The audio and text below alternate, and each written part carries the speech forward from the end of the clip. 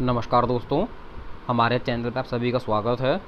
जैसा कि मैं अपने चैनल पर अगस्त मंथ का आप सभी को करंट अफेयर कंप्लीट करा रहा हूँ यूपीएससी के लिए। तो 2 पार्ट इस कड़ी में लेकर आ चुका हूँ संस्कृत आईएएस के जो पीटी कार्ड्स हैं उनका। अब मैं अगस्त में ही 3rd पार्ट लेके आ रहा हूँ अगस्त मंथ का।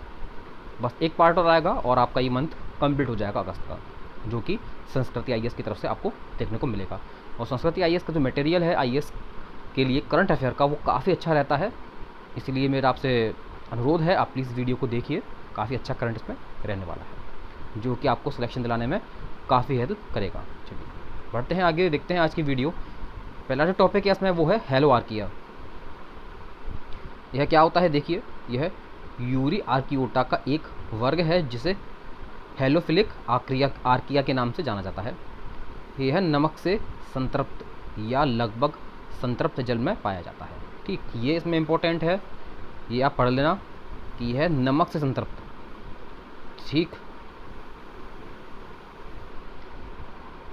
क्योंकि यही छोटे छोटे पॉइंट्स हैं जो यूपीएससी उठाता है नमक से। ठीक है, चलिए, क्योंकि वो पूछ सकता है ताज़ा जल से संतृप्त है या कुछ भी, तो आपको हेल्प मिल जाएगी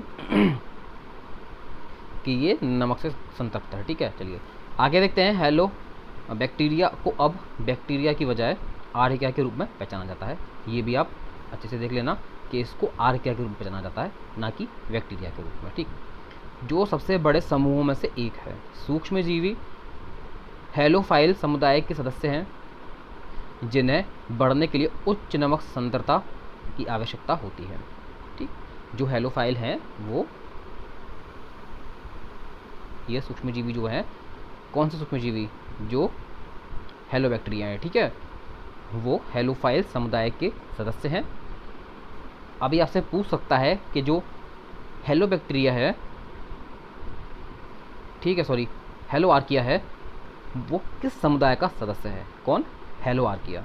तो इसमें आप क्वेश्चन बना सकते हैं, फैक्चुअल क्वेश्चंस यूपीपीसीएस पूछ सकता है इस टाइप के, या यूपीएससी भी काफ़ी अच्छा अपना मेंटेन करता है करंट अफेयर को, तो पूछ सकता है जो हेलो आर्किया है वो किस समूह से का सदस्य है। तो वो हेलोफाइल का सदस्य है जिसे बढ़ने के लिए उच्च नमक की सांद्रता की आवश्यकता पड़ती है। ठीक, चलिए आगे देखते हैं। जल में इनका उच्च घनत्व जल के गुलाबी या लाल रंग का कारण होता है। ठीक, जल में इसका जो उच्च घनत्व है जल के गुलाबी या लाल कलर का कारण होता है। ये भी आपसे पूछ सकता है कि जो कलर है वो क्या हो सकता है, हरा, नीला। तो आप बस ये पॉइंट है ना अच्छे से पढ़ लीजिएगा, क्योंकि यूपीएससी 3-4 जो पॉइंट्स हैं वो देता है और पूछता है कि इनमें से क्या सही है। तो आप इन पॉइंट्स को नोट्स बना लीजिएगा या इसका स्क्रीनशॉट ले लेना। ठीक है, ऐसा संभवतः यूवी संरक्षण के लिए इसकी कोशिकाओं में उपस्थित उच्च स्तरीय कैरोटिनॉइड वर्णक के कारण होता है। पुणे स्थित एक संस्थान द्वारा किए गए अध्ययन के अनुसार इन रोगाणुओं की उपस्थिति के कारण महाराष्ट्र में स्थित लोनार झील का रंग गुलाबी हो गया है।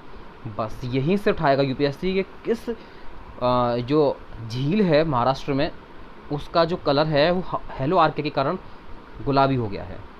ठीक, या फिर वो पूछ सकता है कि जो लोनार झील है उसका रंग गुलाबी किसकी वजह से हो गया है, तो हेलो आर्किया।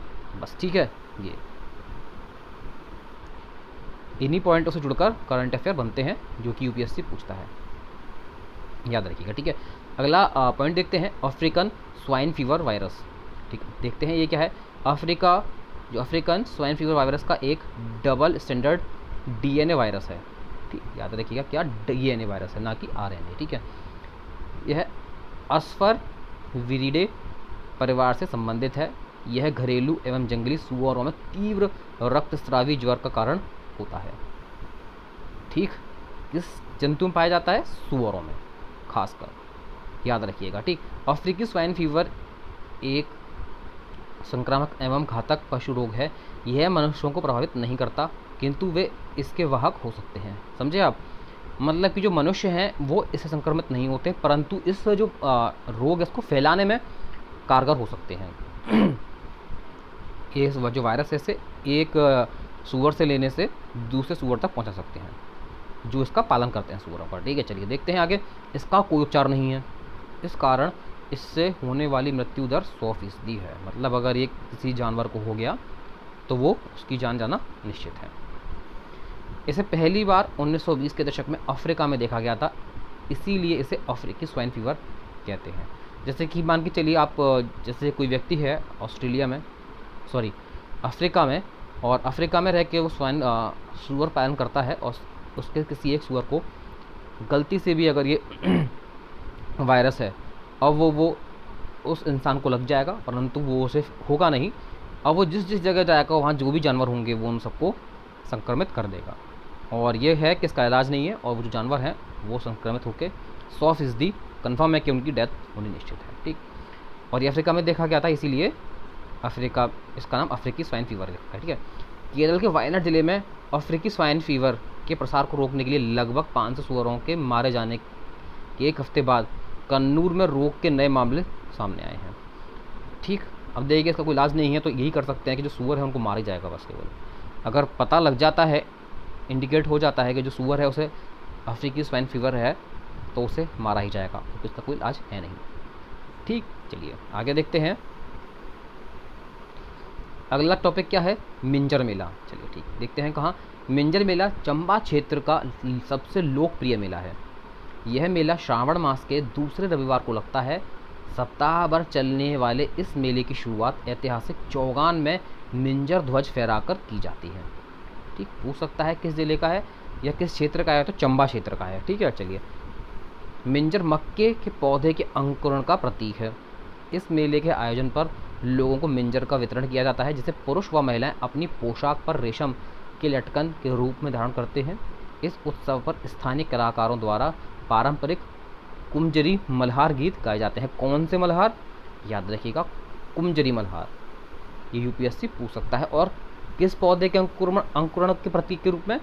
तो ये है मक्के के पौधे। ठीक है, चलिए आगे देखते हैं। प्रधानमंत्री ने मन की बात में एक भारत श्रेष्ठ भारत के तहत पारंपरिक मिंजर मेले का जिक्र किया। केंद्र सरकार ने इस मेले को अंतर्राष्ट्रीय दर्जा देने की घोषणा की है। ठीक है, चलिए आगे देखते हैं। ये है लूलो रोज। ये है क्या, आप देखते हैं। अंगोला की लूलो खदान में एक दुर्लभ खुरदरे गुलाबी हीरे की खोज की गई है। 170 कैरेट के इस हीरे का वजन 34 ग्राम है। इसे लूलो रोज का नाम दिया गया है। ठीक, क्योंकि ये लूलो खदान पाया गया इस वजह से। ठीक है,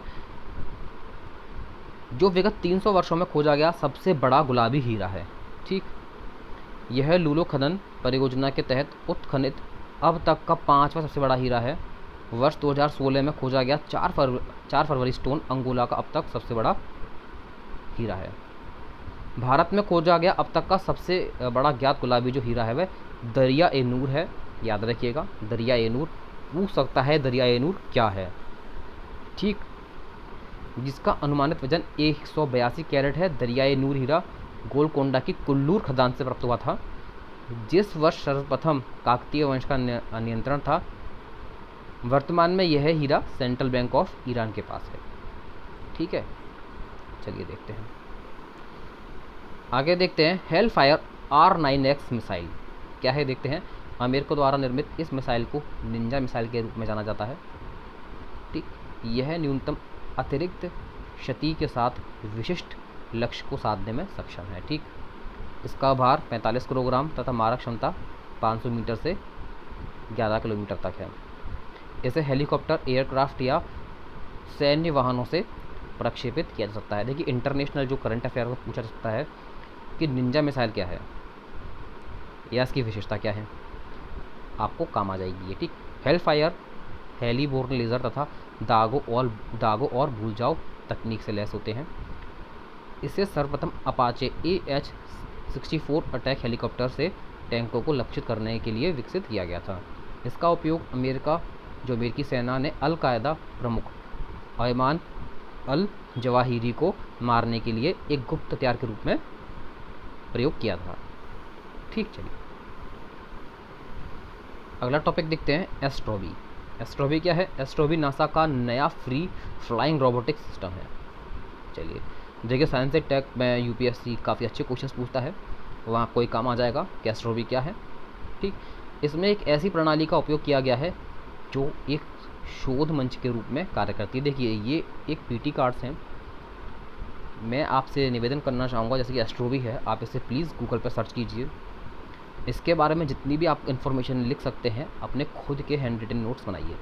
देखिए पीटी कार्ड्स जो मैं आपको कराता हूँ यहाँ से आपको अच्छे अच्छे टॉपिक्स मिल जाएंगे करंट अफेयर के लिए, ठीक।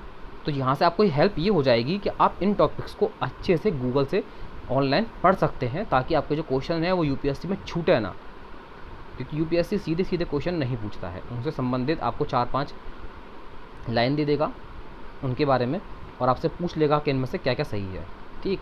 तो आपको कंसेप्ट इनके बारे में क्लियर होने चाहिए कि उसकी जो तकनीक है वो क्या है, उसकी विशेषताएं क्या है, उसके जो ठीक है जैसे कौन से हैं वो क्या हैं, ये सब। इस प्रणाली में क्यूब के आकार के 3 रोबोट सॉफ्टवेयर और रिचार्जिंग के लिए डॉकिंग स्टेशन लगे हैं। ये 3 free flying robot Honey queen और बम्बल हैं। अब वो पूछ सकता है हनी क्वीन और बम्बल क्या है, ठीक। तो अच्छे से पढ़ लीजिएगा। ये तीनों रोबोट इनमें लगे विद्युत पंखों का उपयोग कर इसे अंतर्राष्ट्रीय अंतरिक्ष स्टेशन के माइक्रोग्रेविटी वातावरण से बाहर निकालने की अनुमति देते हैं, ठीक है। इसमें सभी रोबोट एक पंचिंग आर्म से लैस हैं जो ऊर्जा बचत तथा वस्तुओं को पकड़ने में मदद करता है। चार्जिंग समाप्त होने पर ये स्वचालित रूप से डॉकिंग स्टेशन पर लौट सकते हैं। बहुत बढ़िया। यह रोबोट 1 दशक से अधिक समय में अंतर्राष्ट्रीय अंतरिक्ष स्टेशन पर संचालित synchronised position hold engage reorienting experimental satellite robot से प्रेरित हैं, ठीक। चलिए इसे आप अंडरलाइन कर लेना कि ये किससे प्रेरित हैं, ठीक है, स्पेयर से। और जो सभी रोबोट हैं वो पंचिंग आर्म से लैस हैं, ठीक है। फिर बोल रहा हूँ कि आप इन्हें प्लीज़ नेट पे जाइए, इनके बारे में आप सर्च करिए, जितनी भी इनकी विशेषता हैं आपको नोट कर लीजिए उन्हें, ताकि आपके जो क्वेश्चन है वो छूटे नहीं, ठीक है। चलिए नेक्स्ट टॉपिक देखते हैं। प्रायद्वीपीय रॉक अगम, ये क्या है? यह उद्यान में रहने वाली छिपकली है जो आकार में बहुत बड़ी होती है। यह दक्षिण भारत में बड़ी संख्या में पाई जाती है। इसका वैज्ञानिक नाम समोफिलस डर्सालिस है, ठीक। आवासीय क्षति के कारण तथा शहरीकरण ने इसकी उपस्थिति को प्रभावित किया है। इसी जंतु को क्या खैर आवासीय क्षति और शहरीकरण के द्वारा जो आवासीय क्षति हुई है जंतुओं के लिए, उसने सभी जंतुओं को लगभग प्रभावित किया हुआ है। इसका रंग नारंगी व काला है। यह अपने शरीर को गर्म रखने के लिए पूर्णतः बाहरी स्रोतों जैसे गर्म चट्टान या धूप वाले स्थानों पर निर्भर रहती है, ठीक है। यह परिस्थिति पहलुओं की दृष्टि से भी महत्वपूर्ण है, क्योंकि इसकी उपस्थिति शहरों के गर्म होने का संकेत देती है। इनकी संख्या में वृद्धि से खाद्य जाल परिवर्तन का पता चलता है, क्योंकि ये भोजन के रूप में कीटों का उपयोग करती है, समझे। क्योंकि ये अपने लिए जो इनका गर्म रखने के लिए जो चट्टान है उनका गर्म होना ज़रूरी है, या धूप। अब जब शहरों में गर्मी बढ़ने लग गई है तो उसके कारण जो ये जंतु है इसकी भी जो संख्या है वो बढ़ने लग गई है, ठीक। जिससे पता चलता है जो शहरों में है वो गर्मी का स्तर बढ़ने लगा है, ठीक। चलिए आपसे जो मेरा ये अगस्त का जो मंथ का टॉपिक चल रहा है करंट अफेयर का, इसका ये तीसरा पार्ट है, यहीं समाप्त करते हैं इसे। जो लास्ट और फोर्थ पार्ट होगा वो मैं अगली वीडियो में दूंगा। मिलते हैं आपसे अगली वीडियो में। अगर आपको हमारा करंट अफेयर पसंद आता है, आपको हमारी वीडियो अच्छी लगती है, तो प्लीज़ हमारे चैनल को सब्सक्राइब कीजिए, हमारे वीडियो को लाइक कीजिए और अपने दोस्तों के साथ शेयर कीजिए। मिलते हैं आपसे अगली वीडियो में। नमस्कार दोस्तों, जय हिंद, जय भारत।